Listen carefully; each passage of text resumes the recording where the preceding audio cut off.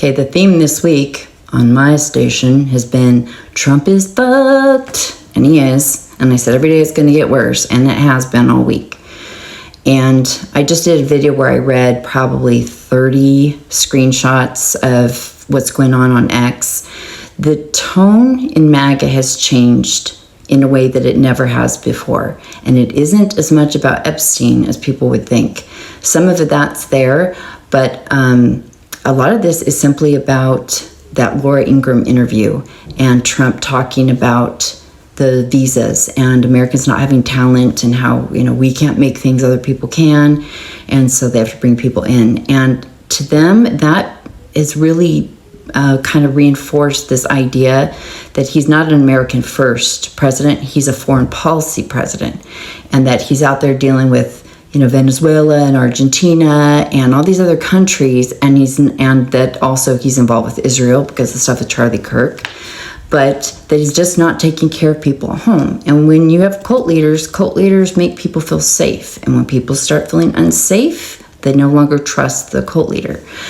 But, when I talk to you guys about him being effed, it's because it's not just him this time. It's everything. And people like to say all the time like that, oh, really, the Heritage Foundation has the power, or Peter Thiel, which Peter Thiel's fucked too, or JD has it. It is solely Trump. They need him. And you can see it throughout the comments on social media, because they know when Trump's gone, they know JD's fucked with him. Like, they're together, because they're kind of like, couldn't separate Kamala from Biden, we can't separate JD from Trump, and we don't see JD out there like opposing Trump. Like, they're already saying like JD should be out there challenging Trump, saying, no, I don't disagree with those visas. And then it's like, well, he won't because of his wife, right? But then we also have, basically the Congress telling Trump to fuck himself. We have, it started with 7 defectors, and then it went to 10 last night. Now it's 100 in the House that are going to sign this discharge letter. 100. So it'll be veto proof. So then they're going to take that into, the Senate. And Thune, who wasn't going to bring it to the floor, is going to feel pressure to bring it to the floor. Will he? I don't know, but he's going to feel a lot of pressure to, and to have it veto proof.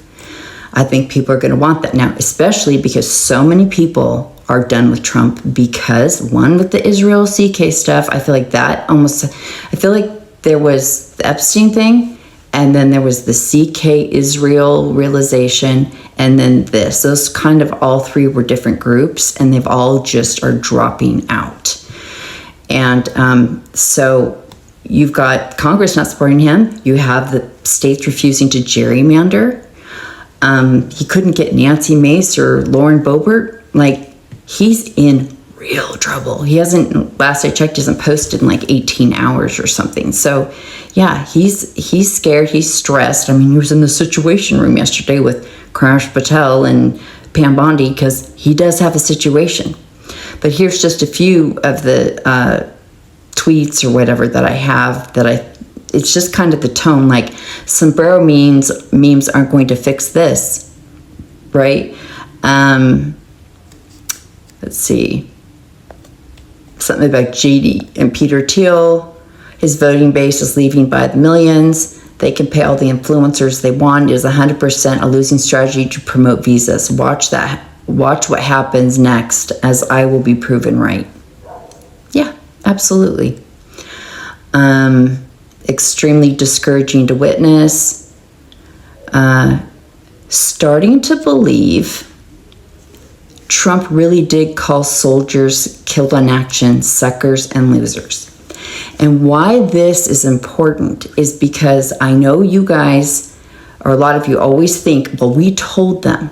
It doesn't matter what you told them. It's what their brain tells them. It's what their brain has to hear in a new way for themselves.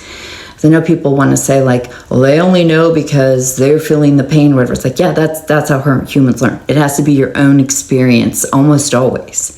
So now that they're feeling that pain and that betrayal, their brain is now open to hearing information. And that is why it is so critical to not be attacking them right now, even though you want to.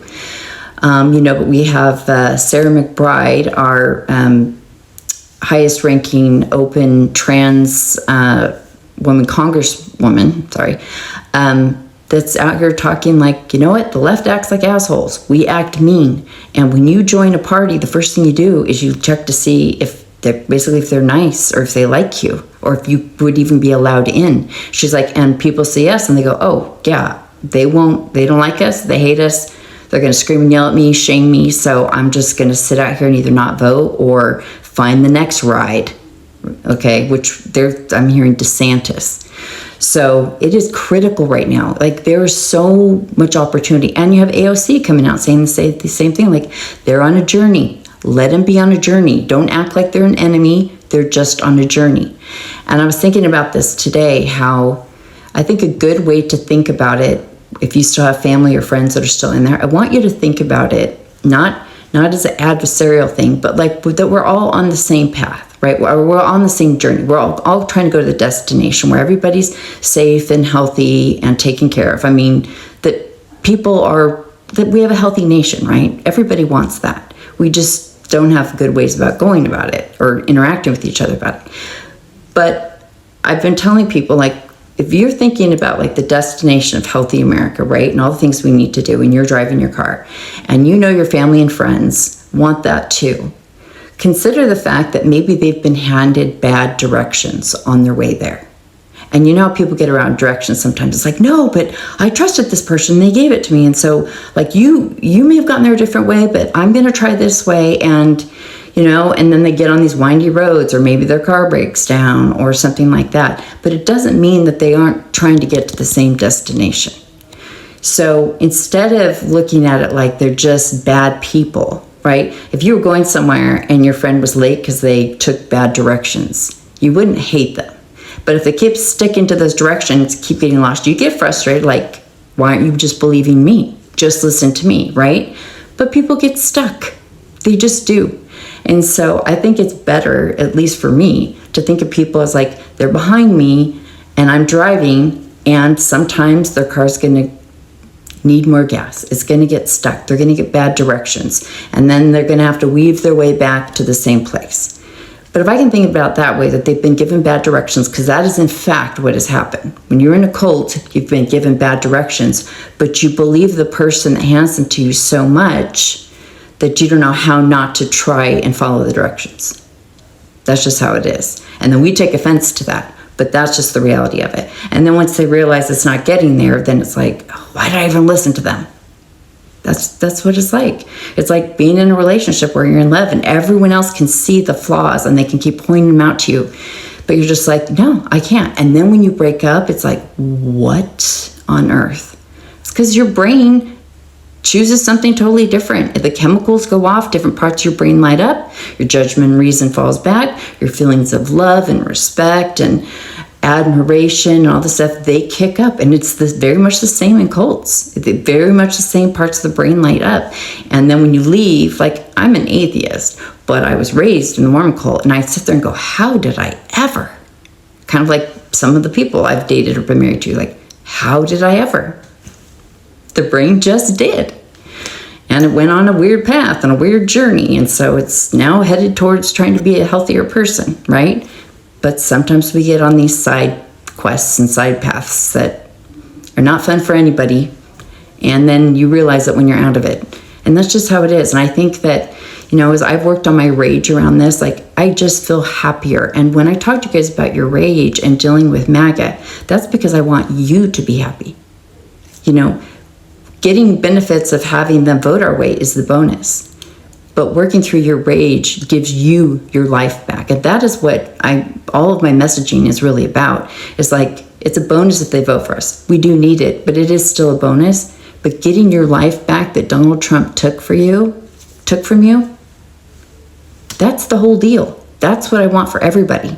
Because seriously, fuck that dude.